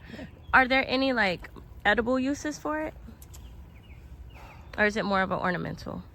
I mean, I have heard talk that it can be used in teas, like, you know, steeping it, you can get some benefits from that. So that's how I'd be interested in using it. Okay. The leaves are kind of small to me. To be using for toilet wiping your paper, butt? Yeah. like, I don't know by everybody, but like, I need about 4 or 5 of those, and I'm hoping I don't break through. This is Katuk. Yes. It has not done well. It was like it was a plant rescue, you know, someone had these little 4-inch pots and they were like, yeah, it's dead, but if you want it, you can take it. So it's been in the ground for like a year and I'm just, you know. Maintaining. Yeah. But then down there is yarrow. Ooh, I love yarrow. Yeah. So beautiful when it flowers. I got it for one of my clients because it was, I mean, just as like a bandage, you know, because they worked in the garden a lot and would, like, you know, get themselves on sticks and stuff. So I was like, well, just break off a piece of this, stick it on there. It'll stop the bleeding. You know your medicinals. Some things that are useful. I cut myself a lot. Right. I get bit by a lot of bugs, so I need to know those things. But like the toilet paper plant, it's got medicinal properties maybe, but I don't know. Because vague medicinal, like you drink it, it's going to keep you alive for a long time, which is what we all need. But it's harder to keep track of that stuff. For sure. You know, if I can break a leaf and stick it on me and see the effect it has. For sure. I've got another plant that I'll point out later, Spilanthes. Okay. Have you ever eaten that? No. No, it'll be fun. Let's do it. Oh, is that the toothache plant? Yeah. Okay. Yes. I want one though. I had one and it didn't make it. I have, well, if you want to try to revitalize some, I have 2 almost gone ones in a pot that you can have. I'm all about it. It's okay because we're mic'd mic'd up. up. On Bree's flower garden either. Where is the flower garden? It's been blocked It's for. my favorite. I've been looking at it. Yeah, with the zinnias and the sunflowers. So pretty. We're all about, you know, diversifying what we're producing. And I mean, you know, obviously flowers, pollinators, there's lots of benefits, but we figure that, you know, we can grow cut flowers and sell some bouquets, you know, incorporate them into the subscription boxes, and just add some, you know, beauty to it. And so we took on this project and it has gone super well. These were Bokashi beds. Bokashi beds that we deep mulched afterwards. And they were cover crop. They had daikon radish, mustard greens, and oats. And you can still see, you know, in the middle here, there's some of our cover crops. But is that lemongrass? This is oats, black seeded oats. Okay. Like oatmeal? Yeah, essentially. Holy crap. I mean, they're not ready yet, but if we were to crack this open, eventually. This is how much. That's the best part about processing. Yeah, this is why we don't grow grains. Well, yeah, they're not really ready yet, but that's where it would be. Yeah, see, and, like there and you all go. All of that shell. There's your flat. There's a couple of them in there. Got you. Beautiful. But really, you know, it's meant to be cut down before it goes to seed. So like this is where we'd be terminating them. And these are really just stragglers that have made it through termination. Okay. This bed wasn't this bed was done first, and I just could not get myself to cut down all the collards and kale. Yeah. Like, they should have gone back in as cover crops, but we just keep eating them, and we sold some. If y'all want any Swiss chard or know how to make that taste good, you don't like Swiss chard? No, it's so earthy. Oh, you know we're vegans. You're talking to the right people. I guess that's true. I don't know, like beets also aren't really my thing. Like the, I don't know, earthiness. Yes, and these are beautiful. Yeah, they turned out pretty good considering those were ones that I just didn't pay any this one attention too. to. Since you say you don't like it, I'm just gonna. The whole bed needs to be reset. I'll take the whole clump out. I just want to test to make sure. Sustainable, just quick kind of way. And that really stood out to me because most people are like square foot garden and, you know, everything has to be neat. Like his garden was more of a food forest and it was based off of things that grow well specifically to Florida. So basically watched his videos, got super inspired, decided to try and recreate it at our house. It just now started working because like you said, it takes like 3 to 5 years for wood chips to really break down and start to do what they need to do in the soil. But yeah, I was like, I have to show people more gardens so that they can understand like how things grow here, what grows here, what times, just the different ways. And this has been so informational. Like if I would have came across your garden and this video 5 years ago, I would be outside trying to pick shit from mead and, you know, just going wherever trying to find natives because you found a way to make it just encompass the real things, not so much as just like being pretty. Yeah, and I mean, it's been a long process. You know, when I first started gardening, I had space, but I didn't know how to build soil. And so, you know, same thing. I think David the Good was like I love David. One of my first like introductions into Perennial. Yeah. But there was also this book that has always stuck with me, and it was by Ruth Stout. Yes. And it's called like Easy No Work Gardening. Yep. And she would just deep mulch with straw and let that just build soil. And then I mean, it was, I think, written in like the 60s, but she preached that if you just have healthy soil, your plants are just going to do well. Yeah. And so I've always had that in mind.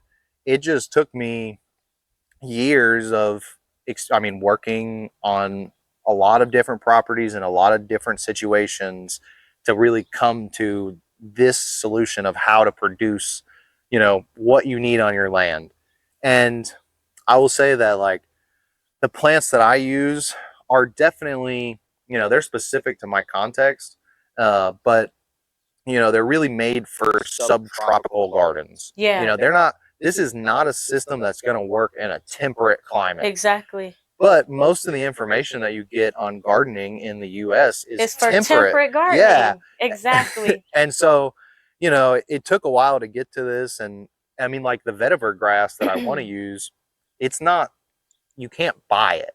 I know another syntropic grower that I was lucky enough to go to his property and he let me dig some out of his ground. Yes. And then I took them home. And, you know, most people, like, I can do that because, I mean, I've worked with a lot of different farmers. I've been on a lot of different farms. And honestly, Matt would probably let, you know, lots of people come dig up some vetiver, but can't take it all from him. And so I'm hoping that eventually I'll be able to, you know, sell some small vetiver clumps, get them more, you know, available in Central Florida. That'd be great. Yeah.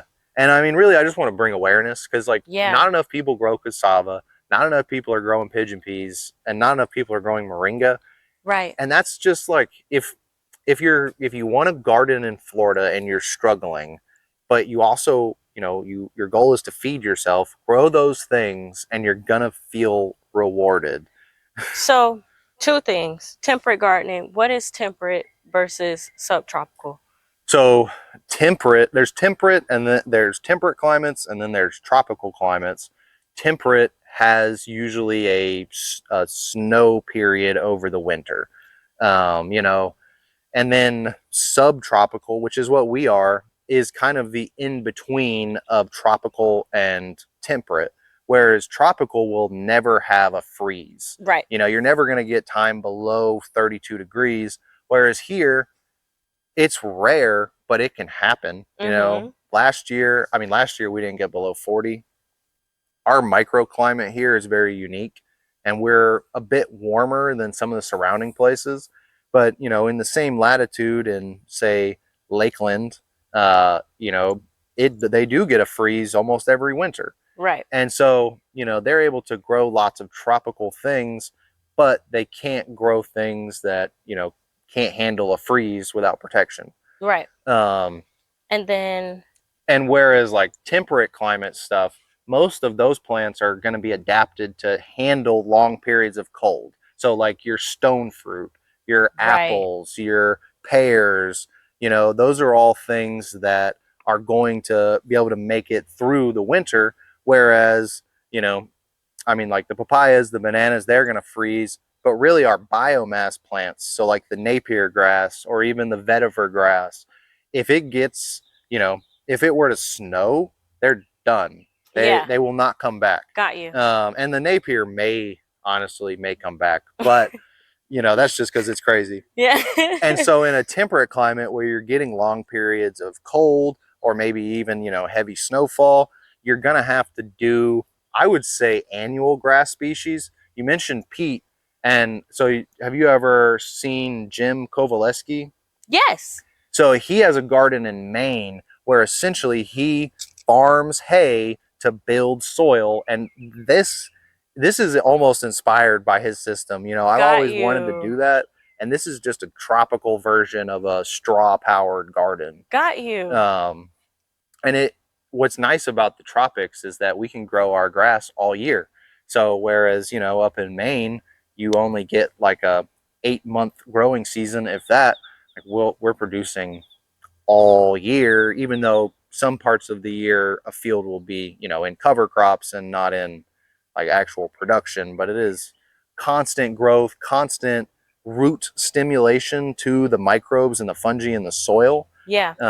And so, you know, we can build soil a lot faster down here than you could in, you know, a more temperate place. But there's, you know, there's always benefits and drawbacks to each one. We have a lot more fungal problems because of how, you know, humid and wet and hot it stays all year. Whereas their soils can become much richer because they have that period of decomposition under, like, you know, hard packed snow or something. You think of like, you know, prairies out west, and they'll have those like grass species that have a dormancy period where they live under snow and then break down, you know, they keep the soil warm underneath there. And then when the snow melts, it just grows back. Abundantly. Exactly. And I use the word syntropic to describe my gardening. I don't like to use any words to describe it because the labels are just kind of ridiculous. But to me, syntropic is using the nature's natural succession processes and, you know, utilizing how soil is naturally going to rebuild itself through plant communities, and then just using human management to speed that up. So whereas, you know, normally the weeds would grow up in a heavily disturbed area, they would grow quickly and then die and then have a lot of offspring and just kind of start building that carbon until it gets to a point where higher order species can grow. And what we can do as land managers is, you know, terminate them early before they go to seed, incorporate our own, you know, plants that we've decided are going to be good for building soil instead of just relying on what's currently in the seed bank. And we can speed up those nutrient cycling processes, that carbon storing process, and, you know, where it may take 100 years to build an inch of topsoil on its own, we can build, you know, a comparable amount in, you know, 4 to 5 years, you know, using this year-round growth down here in the tropics. So high five, man. yeah. So with cassava, you mentioned cassava as one of the things that you can use like vertebragrass. Do you strip the leaves and just throw them down, or how are you using your cassava? So I mostly use the roots to build soil. Okay, so that's when you were showing me earlier. You just Yeah. keep taking the leaves off. And when I harvest cassava, all the leaves go back into the garden. Okay. But the branches I really save for propagation material. Okay. So I'll save all these sticks and plant out more cassava. Okay. So typically your cassava for soil development doesn't get this high. No. Okay. This one's very big. Yeah, But it's beautiful. That's why I got this big. Yeah. Yeah. And it wasn't really in the way, and it gave some shade, you know, and it was just so nice. But now it's a problem because it blocks my sprinklers.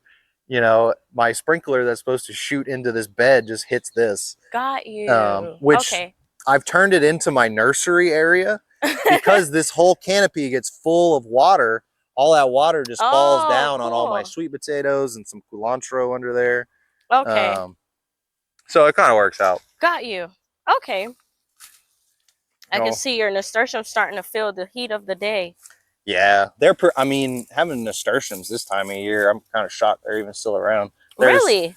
Thousands of seeds down in here. Got you. You want some? Oh, sure. Just gonna stick those in my pocket. Oh, no.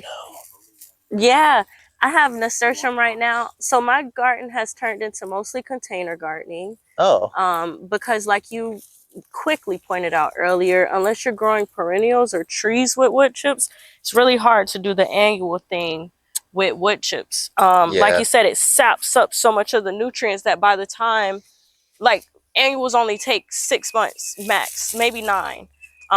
So by the time the wood chips have broken down, the annuals have died and not given me any fruit. So I just started doing grow bags and using Fox Farm. That's how we started. This was our very first garden. That's awesome. And I mean, there's still some stuff.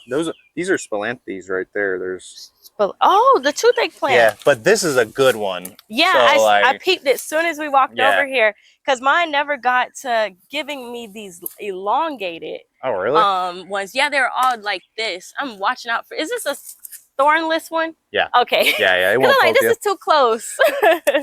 I know you've been going through it trying to get these. So you want to taste one with me? Yeah, and so I'll show you how I use them. Yeah. Yeah, sure. So what I like to do is I'll chew it up, and then it makes you salivate real heavily, and so I'll use that to swish it around in my mouth. Okay.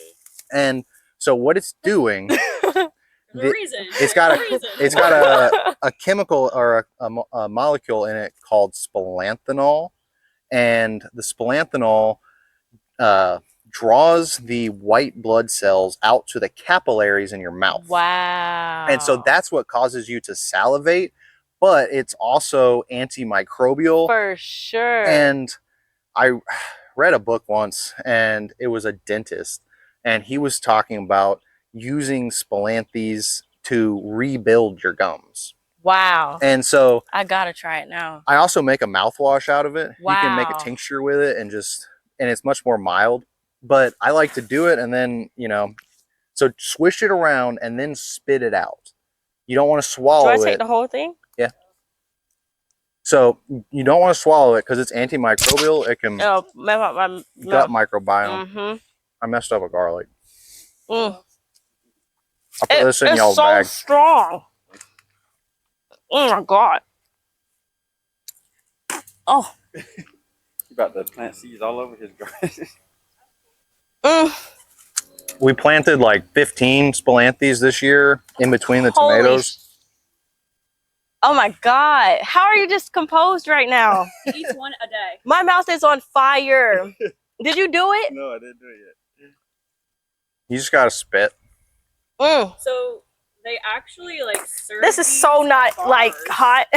Yeah, there's a bar in Winter Haven that we've been talking to. Because reportedly on TikTok, the spilanthes keeps you from being able to taste alcohol. So that's what it feels like. So they make cocktails with it, and we've been working with a bar, and we're gonna supply them with an order of Spilanthes flowers for them to make a cocktail. You want some water?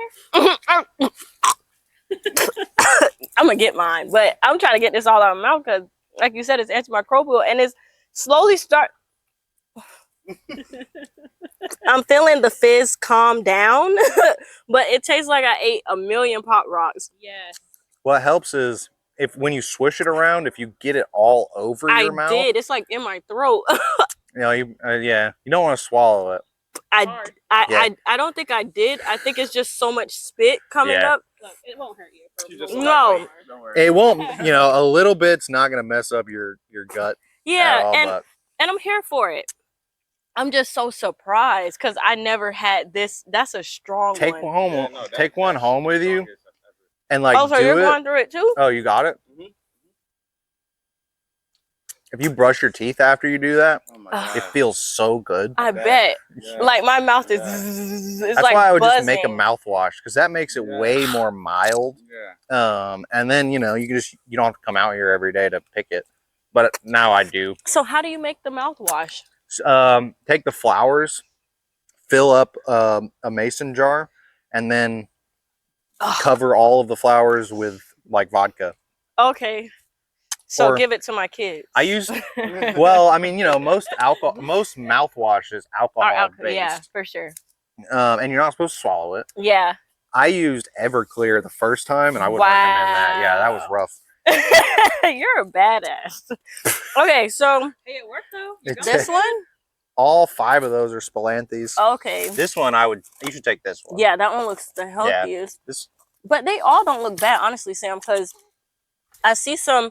This one, it looks like you just didn't pick the flowers off. I got 15 of them at once, Okay. and I just didn't have enough space to plant them all. got you. But they're all throughout the tomato beds. One of them didn't make it. I actually need to put one in here. But now I'm planting culantro out because I have ají dulce peppers, and my buddy was telling me that I have to grow culantro not as for bad him now. so he can make Thank sofrito. Sofrito. Yeah. Ooh. And he was like, if you have ají dulce, you gotta have culantro. And I was like, well, I don't have much space left. But I did get some in. Oh, There's some better now. culantro. Here's the field Spilanthes. Got flowers on it. These are carrots. They are. Yeah, just popping up there. Yeah. There's Some more right here too. Yeah, those I might actually get to harvest. Those are serrano peppers, which I Okay. did eat one the other night, and they're hot. Hey. I made. Right Yeah. here. That looks so beautiful. So this is the market garden that we're in now. Yeah. This is like Okay. our test. You know, we're pretending that we were doing boxes over the spring. Uh-huh. But I mean, we are selling this stuff. There's Okay. another Spilanthes. They're just getting like started, you know. Yeah. By July and August, they'll be huge. Awesome. We've got these are solar flare peppers, which is like a wax pepper. Not hot, but you know, mild. My gums are still buzzing. This one I Oh, think I- is an ají dulce.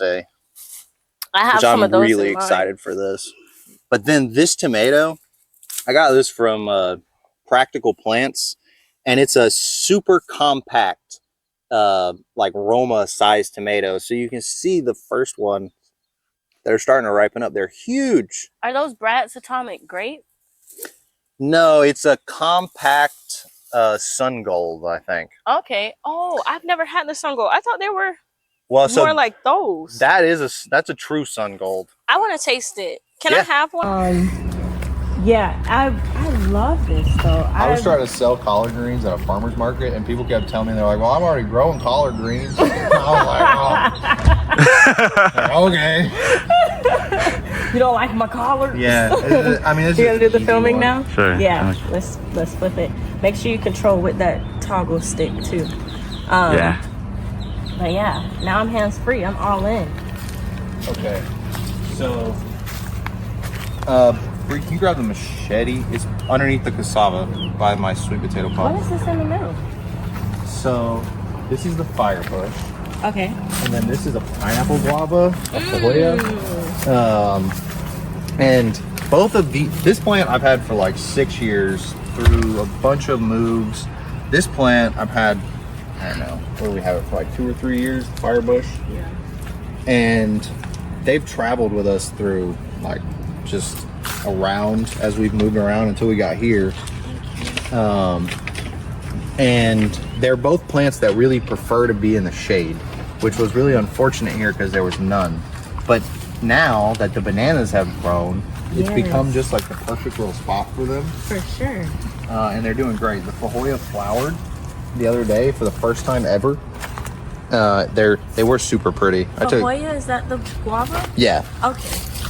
Yeah, the pineapple guava. I'll send you a picture of the flowers. They were really pretty. I'm hoping it makes some fruit. Okay, so you guys haven't got the fruit from it? It's never flowered before. Got you. It's been so unhappy. That's crazy.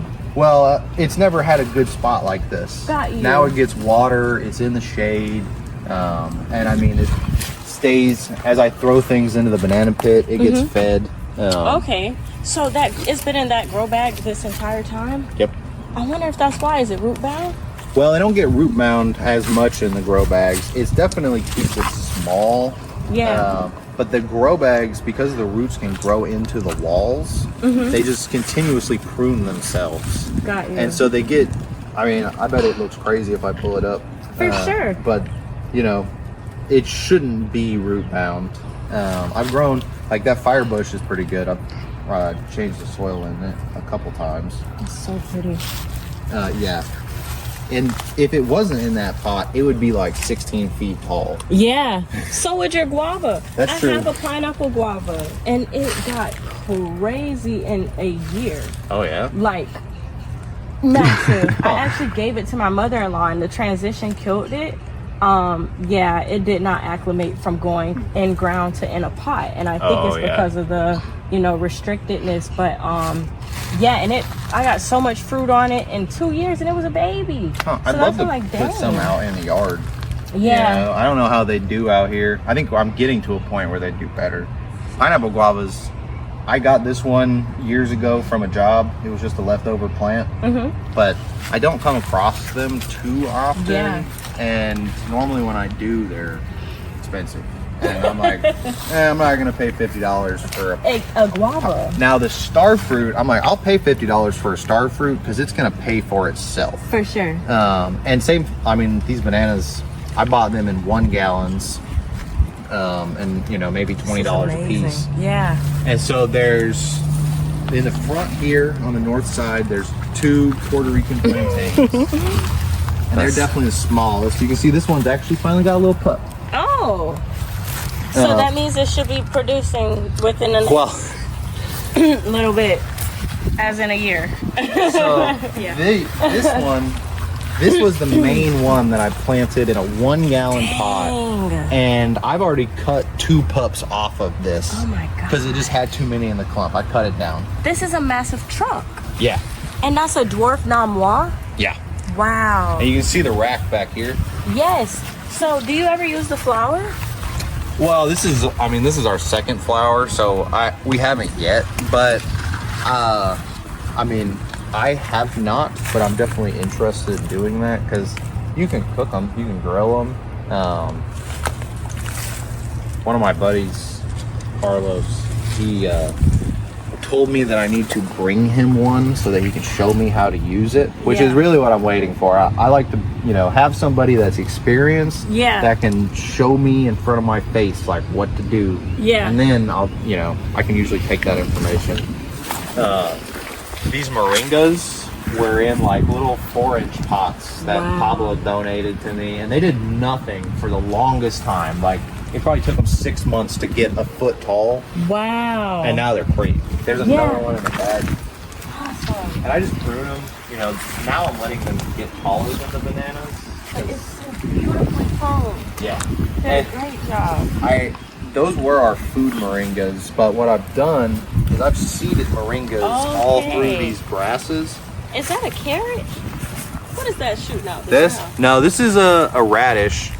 So this is one of the radishes that were in our cover crops, Uh-huh. and it has just made it through several terminations. So like Looks like a weed. Refuses to die. Well, so who wants an example of how we terminate radishes? Me. So Let's do we got to it. be real. There's a pigeon pea right next to I it. see it. There's another one right here too. Yeah, there's a couple. They didn't even thinned out. But the reason, you know, this one probably made it is because I come through with the machete. And this one was just so close that I probably didn't want to hit it. But now this root right here can break down in the soil. And all of that carbon just gets stored in here. You know, it's going to feed a lot of microbes to feed. Really what we want here is the Napier grass. We want moringas and we want pigeon peas.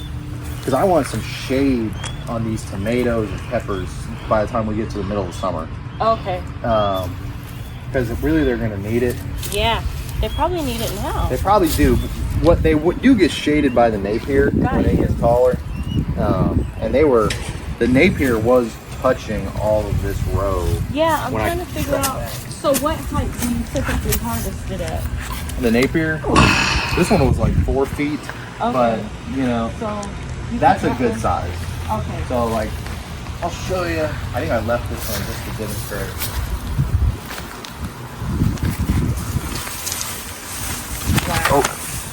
Baby, give me the phone. This is the third time.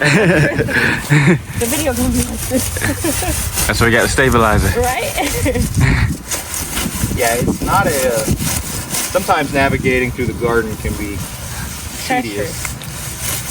Especially when you're trying to be Steven Spielberg. And you're doing this with the serrated end. Yeah, so Okay. that side there, and then I'm just gonna put it here. So, Wow. I definitely need a clump of that. Right now I'm trying to figure out, because I don't want to do the chip drop thing either. My thing with wood chips is it attracts roaches. And with all getting, roaches are. they're fine outside, but when they're in the, I'm doing yoga in the morning and there's a roach crawling on my arm. It's insane. Yeah, no, And we get the chips not like how your stuff is, it'll be right there. And it's massive. I'm talking about like massive Yeah. clumps. So it takes months to get it done. And the roaches are just every time it rains coming into the house.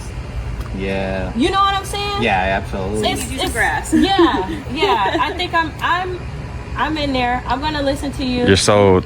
Yeah, I'm not gonna let it get invasive. I won't plant Okay. more than one section. I want to see. There's got to be. Cause yeah, this is beautiful. Like And this, it grows so fast. Wonder if I can get you a cutting off of one instead of having to do a clump. Cause like, so the way I've been propagating them, and you can kind of see because we did some. These were like a week ago. So this was just, you know, we cut down the clump, and then these were a little woody, and so Okay. Pablo just. This is how he likes to plant them. I plant them like sugar cane, but I'd say they're what's both. the difference? Well, I mean, really just how it looks in the beginning. Okay. Because, I mean, he'll tell you that this is the best way to do it, and I'll tell you that the other way is the best way to do it, but they both work. I think he likes to do it this way because you can see it. I don't like to do it this way because I don't want to see the dead stuff. I'd rather that be buried, and then when it starts to grow like this will all die off, and then we'll get a new clump. Okay. So you planted this one and he planted that one? Yeah. Okay. And that was also planted a long time ago. Okay. Like so it's probably, not really- I mean, you know, a month and a half. Right. Time frame, yeah. Okay. Right, you're about to like, hey Pablo, you suck. No, we don't. I mean, that's like what I've really learned about gardening is, you know, you do what works best for you. For sure. You cannot have somebody tell you the best practice because it's always going to be dependent on like your context. Yeah. And so people ask me that all the time. They're like, because I'm a consultant, I do a lot of consulting work, and they're like, well, you know, what should I do? What should I plant in my garden? Like, how should I plant it? I'm like, well, you know, really what I try to teach people is how to answer those questions themselves, because I can't answer that question, you know, unless I know them very well or know their yards very well, because those are factors that go into that decision. You know, we decided what to plant where, you know, after we got plants based on the needs of the plant, you know, our desires for the space, and then you just kind of find that compromise.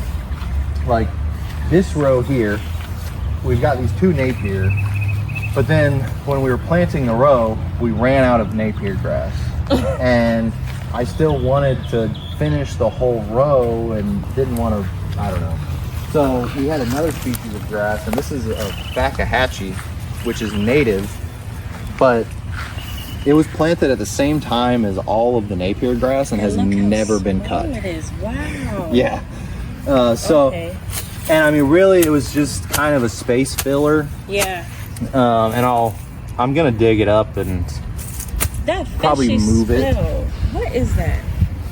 Is that the Bokashi? It could be. So because we have the chickens in a brooder, Okay. we've been dumping out their shavings around the banana pit here. Is that healthy for the bananas? Like, is that intentional or is just a yeah, carbon source? Well, it's intentional for the bananas. There's so much nitrogen content in chicken manure that it's actually real heavy for most plants. But bananas are one that is very little. It's very hard to give a banana too much nitrogen. Okay. And because we're just putting it on top of other layers of mulch, you know, it just kind of slowly gets watered in. Mm-hmm. And the banana is, you know, we don't walk in there a whole lot, so it's a great place to just like shove it all, and then it feeds the, you know, the bananas. For sure. And I mean, they're gonna need it because this one's gonna come down. Man. Once that rack produces. I'm so glad I got here before. This is just the prettiest rack of bananas. It's so sturdy and healthy. Yeah. And this is the dwarf non blanc? This is the dwarf Orinoco. Okay. Because I have the dwarf non blanc. And I'm like, I don't know what that. So what I can also do is send you the pictures of how we planted these bananas. Okay. But I'll tell you about it. So you can kind of see that there's like a berm that, especially if we walk in here. You said there's a fur? A berm. So like you can see that there's a hill. And Like a hump. This is low. Yes. And so what we did, it was me and Pablo, we dug down like 2 feet and then we piled all the dirt around the edge that we dug out. We also made a skeleton out of like logs and stuff to support the dirt. Okay. And then we planted the bananas on the inside edge of that berm we made. And then in the hole here, I think we started off with leaves and like peat moss and just, you know, like some scraps and stuff. And then we started putting Bokashi in here. I put probably 5 or 6 layers of mulch. We've also grown several iterations of squash and different things that have all been just decomposed here. Everglades tomato grows in here now. Right here. Not that Biden's, we don't want that. Nobody wants that. It's so healthy too, but I'm just like, it's taking over my yard. When the leaves lose their chlorophyll and stop photosynthesizing, I cut them down. Okay. And I think it keeps the bananas healthier. It definitely For makes sure. them look better. For sure. I see you also have a pigeon pea growing in the middle. Is that intentional? No. Okay, got you. Yeah, no. The middle really shouldn't even have these plants here. It should all be open. Mm-hmm. But it's just the only shade. So, Got you. You know, it'll be fine for now. There's a bunch of like different grass species in here. There's a native purple love grass in the back, and it's starting to flower. It gets like purple flower stalks on it, which are real pretty, and then it makes seeds that the birds eat. Okay. Then this spot has just been really unproductive, so there's a vetiver grass in here and a lemongrass, and just we were just shoving things in it to see if we could get anything to grow there. And neither of them really are. Watch out for that one.